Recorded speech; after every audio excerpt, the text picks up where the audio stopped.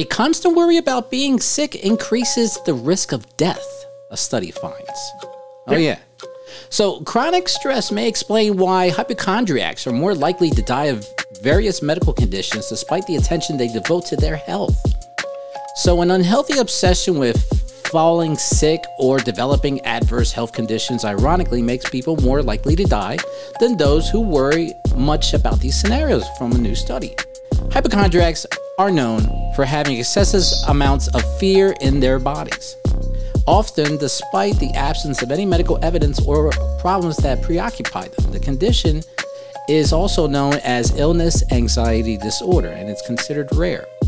But now, some of these researchers in Sweden say that this type of obsession with illness is becoming more prevalent and is probably underdiagnosed. They wondered whether paranoia about physical decline has effects on the body similar to mental illness, many of which increase the risk of dying early.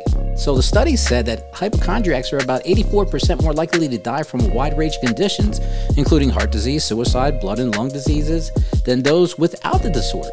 Higher risk of death was comparable between men and women who are hypochondriacs. So it's kind of a weird finding, but they said that the study compared long-term health outcomes for more than 4,000 people diagnosed with being hypochondriacs to a larger sample of the general population to see whether the health risk increased.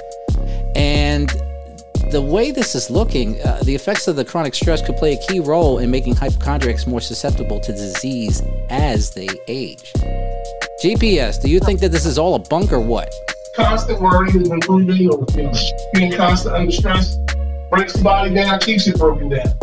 So if you keep worrying about getting sick, then you're going to bring it on yourself already, number one. Number two, gotta remember what we always used to say: make sure you wash your hands, stay out of people's faces, and, try to eat right and live right.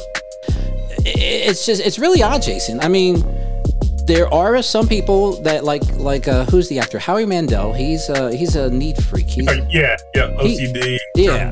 Totally extreme. And then there's maybe somebody like myself that, I like to, cleanliness is godliness, but I'm not at an extreme where it's like an OCD level. But do you think with this study might have some kind of relevance? I do. But, like GPS is just do the basics, keep a bottle of hand sanitizer, in the car, maybe at your desk. They said most sickness comes from people just, not washing their hands enough. People cough, people sneeze, they just, they're touchy. But in terms of the psyche, there's, what's that principle? Something called autosuggestion, where you can kind of self-hypnotize yourself by saying things over and over to yourself. Right, so that kind of happens subconsciously if you're constantly thinking about or worrying about being sick. You're almost programming yourself to be sick. So, and it works in the opposite way too. There's been people that, the power of the mind, doctors told them, you're not going to survive this. And they're like, no, I'm going to get better. The power of the will and the mind. And, medicine, I'm sure, helped them overcome that. So, yeah, I think there's some truths to both sides of that. But at the end of the day, just try to, as much as, madness is going on in the world, and, it's hard to be optimistic some days, but yeah, you just have to have that positive outset and mindset to have a healthy life. Okay. All right. I get that. Now, Marcia, they do mention that the hypochondriacs are often treated by using cognitive behavioral therapy and sometimes with antidepressants to limit their obsession, while healthier skills are developed to avoid catastrophic worry. Do you think that just telling somebody to pop an antidepressant is the wrong way to go about trying to get rid of people who have this hypochondriatic state of mind? I do. I think maybe you start by medicating, but at the end, it has to be a change of mind, thought, or your concept of thought.